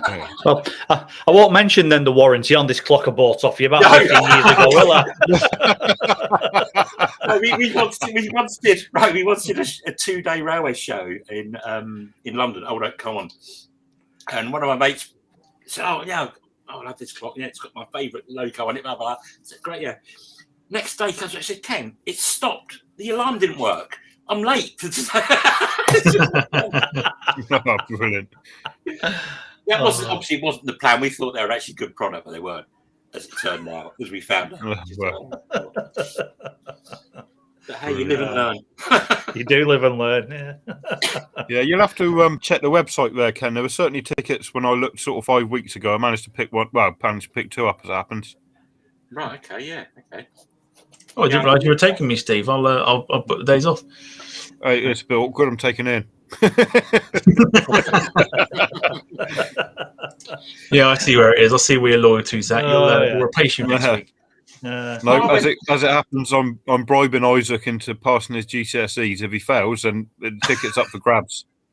Yeah. Good parenting. Yes, like that. Yeah. Might even give him away. Why not? Yeah. Do a little competition for him. If that's not incentive, I don't know what is. Exactly. So just very quickly, Ken, this book here, I mean, is there any sort of time scale that you can sort of expect this to be done, or is it literally a slow project that you'll do? No, it's basically what happened just before Christmas. We changed our printers due to escalating costs all over the place, and we've actually bizarrely found a really good printer at a much cheaper price, but they are in the Czech Republic. So we've gone from a 2 to 3 week turnaround to an 8 week turnaround, 8 to 9 weeks. These two books, the Heathrow and the Manchester, are both now booked in, which means I have to get them finished within about 3 weeks. The pictures are done, it's just now writing it, so we should be okay. And we will get them, I think it's the last week of May, they'll pitch up, is what we're expecting. The A380 book should be out for the 10th of April. Yeah, fantastic. I'm looking forward to that. Yeah, it's really getting there. Do you know what I mean? I'm quite pleased with it. And again, this is a project that started back in the 2018. I came up with the idea of doing the Heathrow guide and this. Do you know what I mean? And it was just like, we finally got there. How many books do you think you've helped write and what have you over the years? You've obviously done a lot, haven't you? We've done. I think we've just hit the 100 in terms. Okay, not me personally, but Visions. We published 100. So my dad keeps our archive because if they're here, I'll end up selling them. You know what I mean? Especially the ones that sold out. So Dad keeps the archive, and I was over there a few months back, and I was just doing a quick count up of the bookshelf, and I think we're around about the 100 mark on books.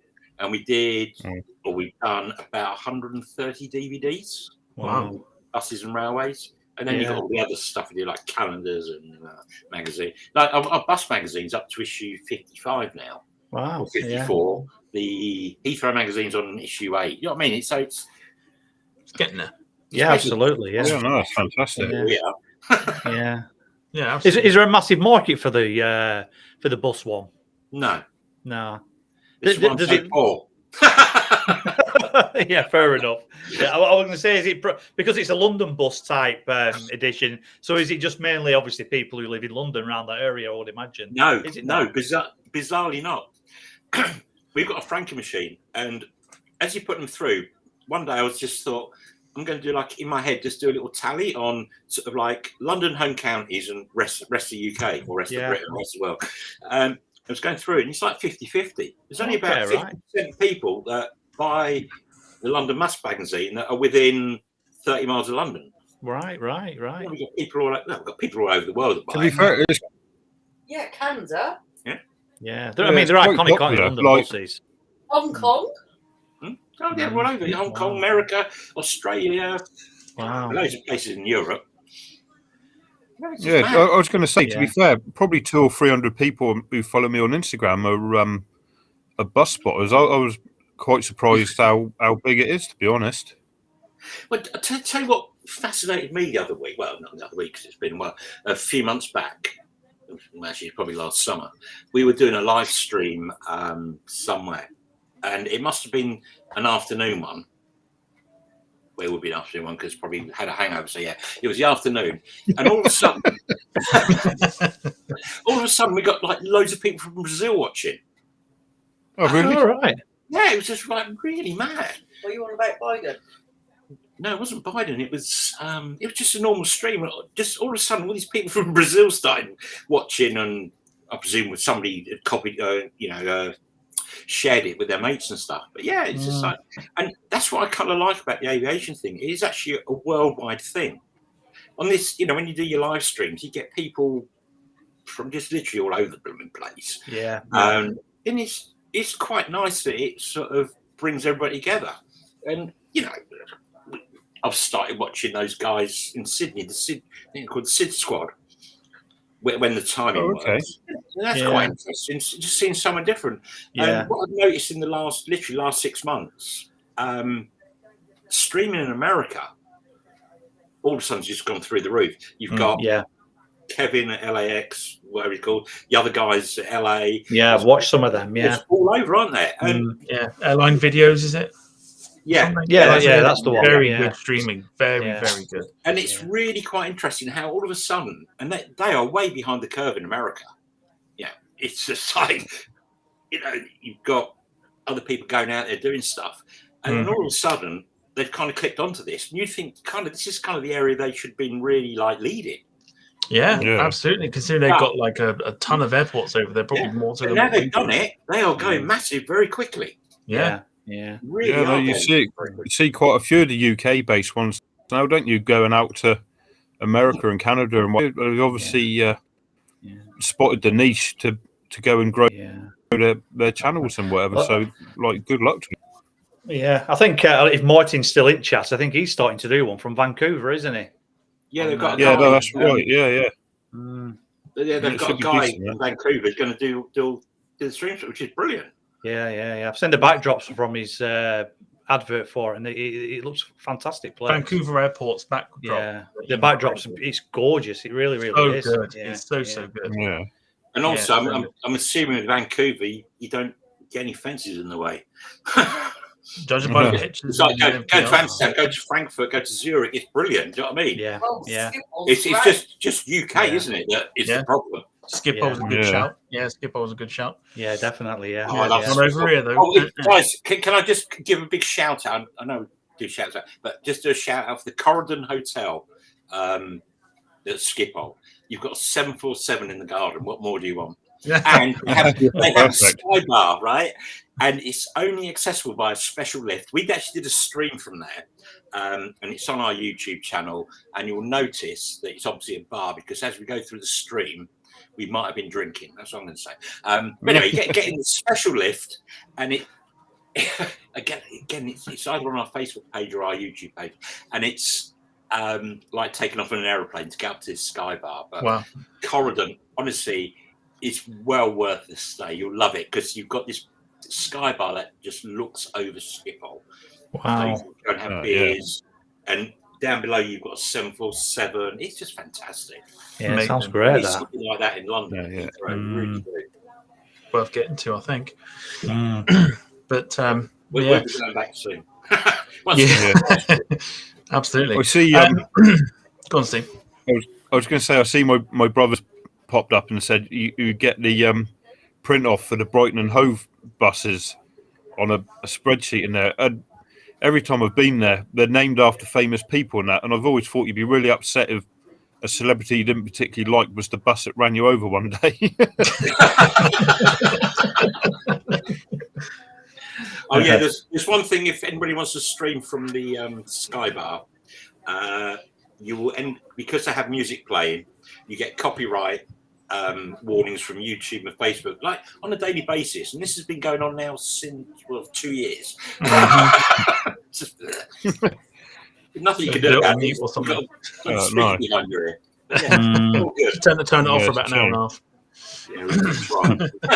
Yeah, of all the places you've been there, Ken, what's your favourite the film at and that? Oh God, Manchester South side is pretty epic because it's in resin and you've actually got a really decent view. I reckon probably the Polar Barn's pretty good as well. I think Schiphol. Yeah. There's Yeah, it is on my list to do.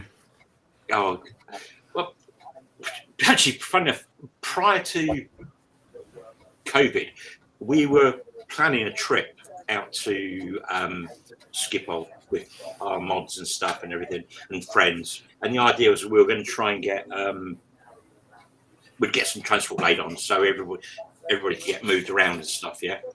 And we'll probably do that maybe later this year again. And because you need a car to get around, there's so many great locations at Amsterdam, but the Polder Barn is brilliant.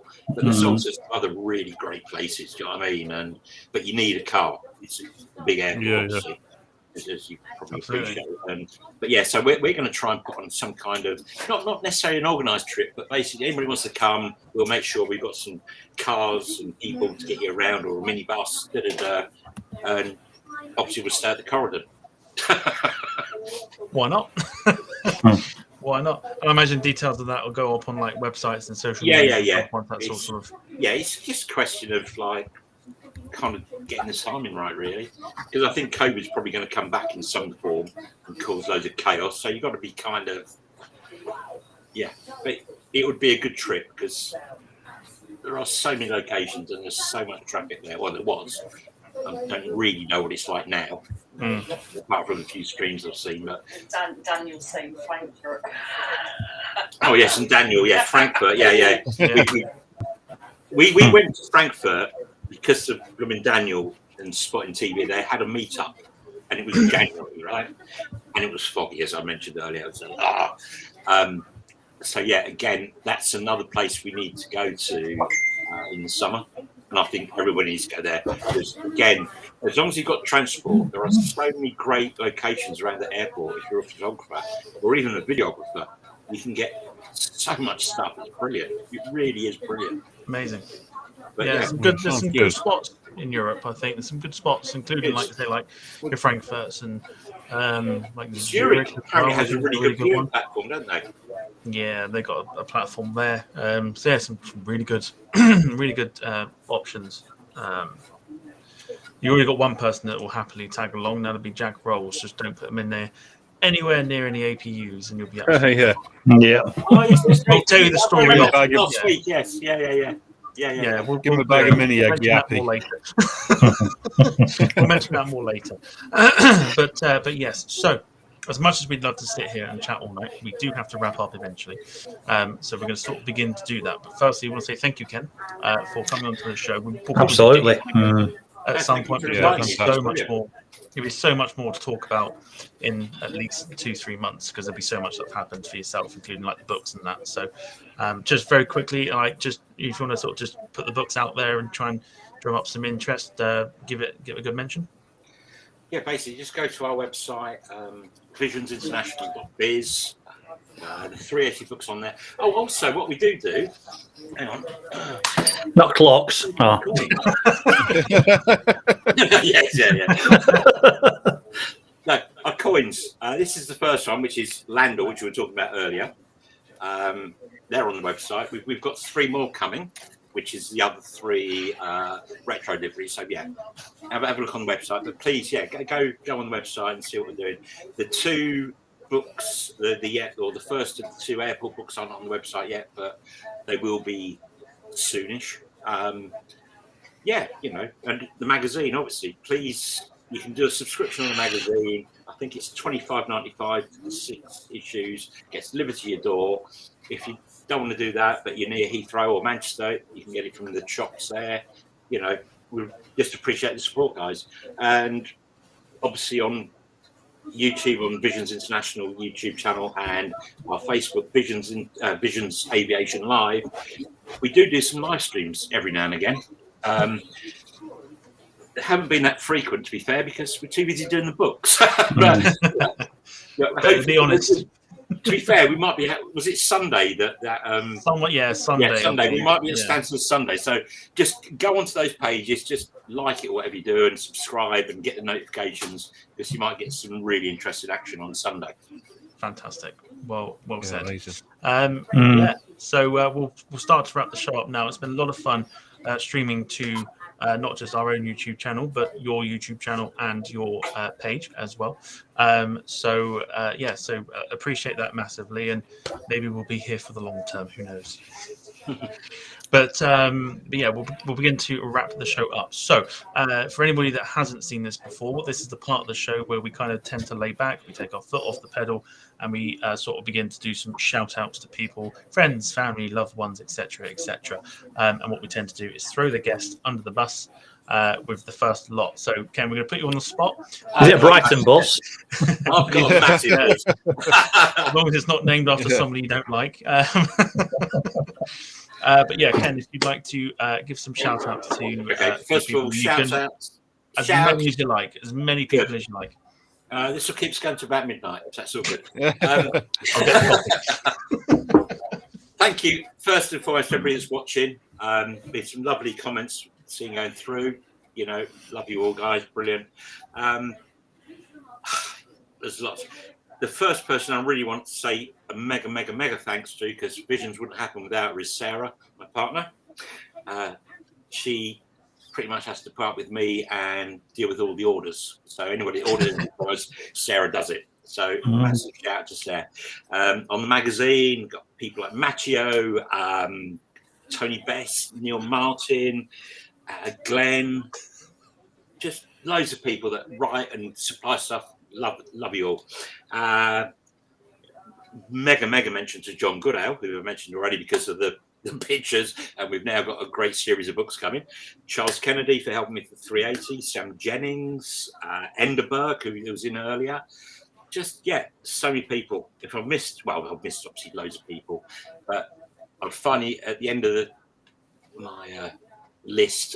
Aviation Shop at Manchester Airport, ARD at Heathrow, and the Green Man and Three Magpies, because they really are supporting us in this aviation journey. So that's about it, really. So there is that's all right. That's why we say, you know. Hang on. Also, my moderating team on live streams is Donna, Loops, Shirley, Jules, obviously Sarah, and probably more. Because whenever we're doing a YouTube live stream, I seem to have loads of these people with the spanners on them. Yeah. But yeah, so to all our mods as well, brilliant. If I've forgotten anybody, I do apologise. Wonderful. There's a couple of people in here that sort of put some nice comments in there, so I'll just quickly read those up before we do ours. First one from Darren Graham Photography says, first time in the Departure Lounge, definitely be coming back. Thank you very much. I appreciate that massively. Yeah, definitely. Jim Gemmell says, excellent chat tonight, Ken. And you in the background, Sarah, keep up the great work. Right, Sarah, come in. Sarah, come in. Come and say hello. Yeah, come on, Sarah. You can't hide forever. Yeah. Come on. There we go. The woman there we go. Fantastic. Just a couple of random questions at the moment. Darren Graham again says to Ken, gravy with your Sunday dinner or without? Without, you know that. All of my friends know I despise gravy, because I believe that. No, sorry. You cook your meat right. This is simple. If you cook your meat right, you don't need gravy. Very good. Well, yeah. Can't go wrong with that. We've all got an opinion on gravy, haven't we? We'll save that for another. What you like with chutneys and preserves? No. Well, that's just answered properly. That's correct answer. Question answered. Yeah. But again, there's a story behind that, but we'll fair, I don't mind a red wine Jew. Ooh. Search that one up and tell us all about it. Yeah. Actually, no, don't do that, because we'll be having too much fun and we'll get told off. Yeah, true. Yeah. I'm quite partial to a mango chutney with my pompadons, and that's about it. Daniel Watt says, shout out to Sarah. So Sarah's getting a lot of love at the moment. I know she's been getting a lot of love through the chat as well. So Good stuff on that one. Loopy with probably the comment of the night. I am a spanner. Luke's one of our spanners. Yeah. I'm a spanner. Yeah, you're a spanner as well, sir. Yeah. Excellent. Yeah, Carl Shield says greetings from Dublin. So thank you for joining us. We'll go from there. Jack Rolls with the last one in there. Shout out to all you guys. You're all amazing. So wonderful. We'll take that. Yeah. But okay, we'll chuck that in there as well. Yeah. No parsnips, they are fakers masquerading. I would call them anemic carrots personally, but well, I like a nice parsnip, so I'm not a fan. Yeah. I'm to be fair, in 38 years, I've only ever cooked for my brother once, and if that ever happens again, I'll make sure there's parsnips in there just to mess them up. If you mash him up, I'm sure you won't notice the difference. That's it. So nice Fantastic. hearing somebody else with the sunset up. Yeah, that's it. Put them in the speaker. Wonderful. All right, let's crack on with some more shout outs and then we'll begin to wrap the show up. So, Steve, if you'd like to jump into yours. Anytime today, Steve. Yeah, absolutely. First of all, Ken and Sarah. He's massively delayed. Yeah, I'm clearly lagging. I'm clearly lagging here. You'll have to stay with it. So yeah, Ken and Sarah, thank you for coming along. It's been a real privilege to hear what you've got to say, and everyone in the chat. There's been some real sort of familiar names and some big names in the industry. So it's amazing that you've joined us, and we really appreciate it. And hopefully you'll be back to watch our shows, and obviously to keep supporting in Ken and Sarah and their work. Tom and Ian, as ever, it's always fun, and it's always great to be part of it. And like I say, just everyone in the chat tonight is fantastic, and it's been a great show. So thank you all very much. Give it a couple of seconds just to let the lag phase out. Wonderful, Ian. Your go. Yeah, I would. Just reiterate really what Steve just said, and thanks to you, Ken and Sarah, sat in background. It's been a really, really nice insight. And I mean, I've only ever watched you when you've been doing your streams on. I think Manchester were your last one you did, weren't it? And I watched that one, and to actually be able to speak to the people behind it, and listen to people's backgrounds and stuff like that. That it's you with the trains and the buses and this, that, and the other, and the history behind everything what you do. It's been really, really interesting. So yeah, it's been a really, really good show. So massive thanks to you, Ken and Sarah. Obviously you and Steve as well, Tom, and everybody in chat tonight. There's been a lot of names in there, but I've seen it pass, to be quite honest, on various bits and pieces, and it's been quite interesting. Yeah, just to see the names what have popped up and. To read some of the comments out. So fantastic. So thanks to everyone for joining in tonight. It's been great. Wonderful. Rob Brown, thanks for that. Tom, can I just say to, like, obviously we've got a lot of guys that we know in this now. Please sign up for the Departure Lounge, because it's every week, isn't it, mate? Every Wednesday, yes. Like last week was really good fun because you got to vote on different retro liveries. And it's really quite funny when you vote completely different to these three. It's good fun. It is good fun. Yeah, I think we've got the second part of that coming up soon, haven't we? Oh, excellent! We try and make it as lighthearted as possible. There's no point trying to take everything seriously in life, so everyone needs a little bit of an outlet on a Wednesday. Yeah, evening. absolutely. So yeah. This is sort of the thing that we do. So it seems to go down quite well, and everyone enjoyed the retros last week. So. Yeah, it was good. It was good stuff. Yeah. But appreciate that. If you haven't subscribed already, please do. It'll help us out massively, and it'd be massively appreciated. Are you finished with yours? Yeah, I'm done. Yeah, thanks very much. Wonderful. I'll quickly shout mine out, and then we'll go. So, also very quickly, that's the wrong one. I'll ask it anyway. It's the wrong one I clicked on. Darren Smith says, if you had to choose one, bus, plane, or train. Depends where you're going. Yeah. If you're going down to town, you don't really want to be taking a plane, do you? No. I've got to be honest. Obviously, I'm a train geek first, but then aviation. Yeah, trains has been part of my life for years and years and years and years. So yeah. Did you tell them about your model railway?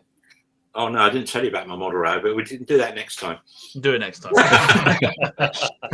We'll dedicate an entire show to it. Oh yeah, it's a massive model rail. It's brilliant. It really is. Wonderful. Right, I'll jump into some of mine and then we'll get going. So, big thank you to Ken for, Ken and Sarah for dedicating their evening to us this evening. It's been a lot of fun. And as always, there's always so much to cover, not enough time to do it. So, no doubt we'll get you back on again at some stage. So, yeah, it's a big thank you to you two. A big thank you to Steve and Ian for contributing as per normal now on episode number 53. A big shout out to everybody watching. As Ian said, there are some names in there that are very, very familiar. So thank you to those that have watched as well. And of course, names that we haven't seen before. So absolutely, yeah. So if it's your first time watching, thank you very much. And yeah, everybody that's subscribed and contributes to the channel, you're all fantastic. And of course, lastly, as we always do here, frontline workers, health workers across the world, not just in this country, for the amazing effort that everyone's putting in during this difficult time, which seems to be now getting a bit more difficult. So, yeah, so a big shout out to all the sort of key workers around the world. So, seeing as it was mentioned and everybody enjoyed it, and we actually didn't get through the entire list that we had, next Wednesday we are doing part 2 of Rate the Retros. So I'm glad you're excited about it. We're bound to fall out at some stage, but yeah, we got part 2. There's still quite a few we didn't get through, including some big hitters to the likes of. In fact, we won't mention them. We'll just wait to reveal them. But we're looking forward to doing a part 2 because it's good fun. So we're going to vote on them, and you guys will vote on them, and yeah, it'll be an evening of wonderful fun and laughter and everything else. So yeah, definitely tune into that next Wednesday, 7:30 p.m. on the YouTube channel and on Visions International, Ken, I believe. You're sorry. Yeah. Go from miles away. I think he's ready for bed, isn't he? What's your question? Well, I've read these comments down the slide. It's just what was so the part 2 of the rate the retros on our YouTube channel, and of course we'll broadcast it on to your channels as well if you're happy. If you want to, you can do. Absolutely, fantastic. No problem. Excellent stuff. Jack Rolls jumping in there saying, as long as there's APUs, I'm happy. Not saying anything about that. And just one here from Darren Graham says, I tried clicking your link to Instagram, Twitter, and Facebook. They seem to not be working. I will sort that out very, very soon. Maybe once the stream is done, I'll get that link sorted properly. So next week, as we mentioned, Rate the Retros Part 2. So we're looking forward to that. Until then, you can follow us as we've been putting out on the show this evening. You can find us on Twitter if you want to search us up that way. I will sort the links out in the description if you rather do it that way. You can also find us on Facebook. So you can keep up to date with that. Not posting regularly on there, but if you want to fancy following it, go for it. And of course, Instagram, where we post photos on a daily basis. Steve and Ian both have their own personal Instagrams if you wish to give them a follow as well. Well worth doing, as they both post some wonderful pictures. And Ian's Instagram is there. Thank you. Wonderful. So all that's left to say is, leave a like on the stream if you're watching on YouTube. If you're watching on Visions Aviation Live, do leave a like on the stream as well. I had to make sure I got that right then. Do leave a like on the stream on Facebook as well. Support Visions Aviation as well. And yeah, what we're going to do is we're going to say our goodbyes. So we're going to go with Ian, you first tonight, if you'd like to say your goodbyes to the people watching. Thanks again to everyone who's been in the chat tonight. Thanks to Ken and Sarah again, and to you two guys, and we'll see you all next week for the retros. Wonderful. Off he goes. We'll go Steve. Yep, all right, shameless plug. Give me a follow on Steve_Planes on Instagram. Go on. Yeah, again, Ken. Goodbye. Ken, absolute privilege to have you on tonight. Fascinating, really interesting, and good luck with everything going forward and that. And I will set you up for the trademark goodbye. Here we go. All right, cheerio, my lovelies. Take care, stay safe, stay sexy, and until next time, look after yourselves. Cheerio now. Oh, it gets better every week. Wonderful. Right, Ken, if you'd like to say goodbye to, of course, your adoring fans and everybody watching. Thank you, everybody, for watching. And more importantly, thank you, Tom, and you guys. It's been an absolute pleasure, honestly. I love the format of this, and I hope you go from strength to strength. You can put it onto our, as we know we can do that. You can put it onto our thing every week. All good. Wonderful. So, thank you, guys. I hope you enjoyed it. And just brilliant. Wonderful. And we'll see you soon, no doubt, on the live stream. I hope so. Wonderful. Take care of I get to sit and drink beer. This is good. Not me, I'm afraid. I don't have any. We'll see you around. We'll see you around, Ken. Thank you so much again. Yeah. And all that's left to say for myself is a big thank you to everybody who's watched. And hopefully you'll be joining us next week for Rate of the Retros Part 2. So have an enjoyable rest of the week. Have a fantastic weekend, and we'll see you next Wednesday at 7:30 p.m. UK time for episode 54. Enjoy yourselves, everybody. Take care. Stay safe. See you next week. Bye-bye.